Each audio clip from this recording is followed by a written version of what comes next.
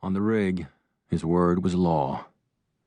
Dewey had gotten his oil drilling education in Northern Europe on the rickety, death-defying derricks off the bitter, cold North Sea shelf. He ran Capitana like a U.S. Marine colonel runs a battalion during wartime, with uncompromising discipline, rapid-fire decisiveness, and absolute autonomy. Dewey's eyes told his men that he wasn't about to put up with shit from anyone.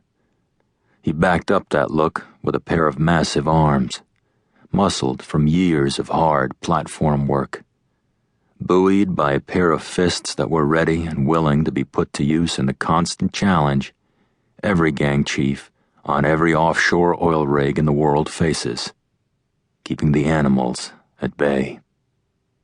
Dewey didn't tolerate weakness, imperfection, laziness, or insubordination. If you crossed him, you could expect to pay for it with your job or worse. Rumors circulated among the men about Dewey's capacity for brutality and violence. Still, the pay was extraordinary for the uneducated collection of ruffians who worked Capitana territory. The platform Dewey stood on was the central superstructure for all of the territory. The facility itself was a massive industrial city of pipes, metal, ladders, and controlled flame stacks that rose on thick steel stilts out of the dark waters of the Pacific Ocean like a centaur.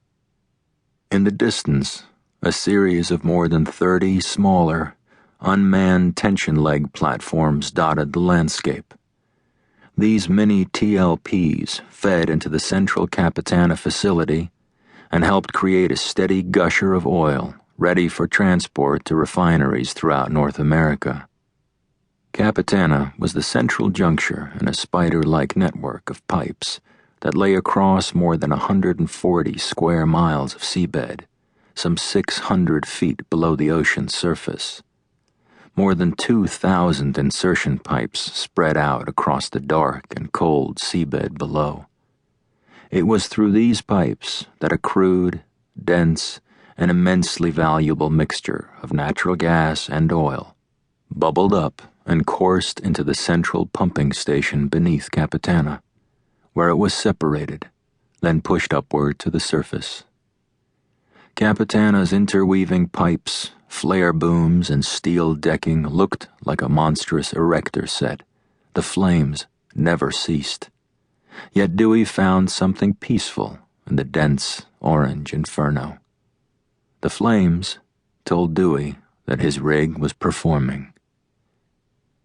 He walked to the marine deck and stared at the flame stacks one last time before heading inside to his office. He was tired, but wanted to look at throughput reports before they were sent off to corporate headquarters in Dallas. These monthly reports tracked the volume of oil pulsing out of the Capitana reservoir. The November throughput report for Capitana territory showed why the field was so critical. In the 30-day November cycle, Capitana had produced 54.6 million barrels of oil.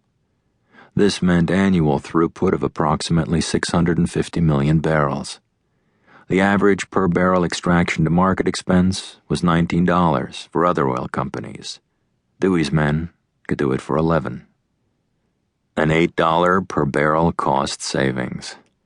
That $8, along with oil prices averaging $55 per barrel, meant net profits of more than $7 billion from Capitana territory this year.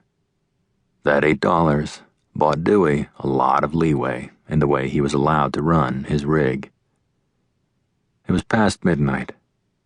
Dewey watched as the confirmation ticker from the fax came through, indicating that his reports had made it to Anson headquarters in Dallas, landing on the desk of a man he'd never met, named McCormick. He reached behind him and took a book off the shelf, a thick hardcover edition of Moby Dick that he kept with him. He'd never actually read it, but he kept it with him because behind it he could hide a bottle of Jack Daniels. He unscrewed the cap and took a large gulp. In a minute or two, he thought, he would head to his adjoining cabin for the night. On the shelf below,